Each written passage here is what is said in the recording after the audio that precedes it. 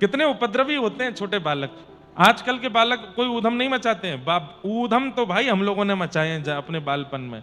आजकल के बच्चे तो फोनों से कहां फुर्सत उन लोगों को। ऊधम तो घर के बाहर निकल के होते थे, वो हम आप सब लोगों ने मचाए। आजकल की युवा पीढ़ी तो फोन में ही घुसी पड़ी है, वो उससे बाहर नहीं निकल पा रहे हैं। ऐसे वर्षा होती थी, खूब पानी भर जाता था, उसमें फिसल फिसल के महाराज अपने आप ही खेल बना लेते थे। दूर से दौड़ के आओ और दौड़ के आकर के ऐसे कोई छाती के बल रिपटो, कोई पैर के बल रिपटो।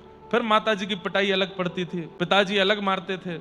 हमारे माता पिता ने तो ज्यादा नहीं मारा, हमारे संग वाले पिटते थे बहुत, और उसका सुख अलग होता था। ऐसी ऐसी सामग्रियां खाने पीने, चूरन होते थे, मीठे मीठे चूरन खाते थे। वो गुड़िया के बाल, बुढ़िया के बाल खाते थे। क्या बढ़िया बढ़िया सुख होता था। घर की रोटी और सामग्री खाने में ज्यादा सुख मिलता था।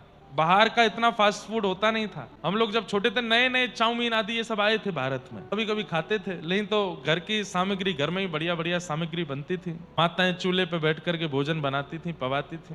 कितना सुख हम लोगों ने लिया है बालपन का।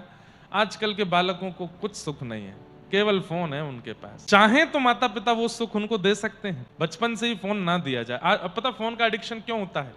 माता जी कहती हैं रो रहा है, शांत नहीं हो रहा। पहले माताएं शांत कर देती थी, अब माताएं बोलती हैं अब शांत नहीं हो रहा तो क्या करें, फोन दे दो। वो फोन देखते देखते वो शांत हो जाता, उसी से उसको आदत लग जाती है। अब वो बालक जीवन भर फोन में ही रहा है तो बड़े होकर फोन की ही सेवा करेगा, माता पिता की कैसे करेगा? थोड़ा बालकों को आधुनिकता से दूर रखिए।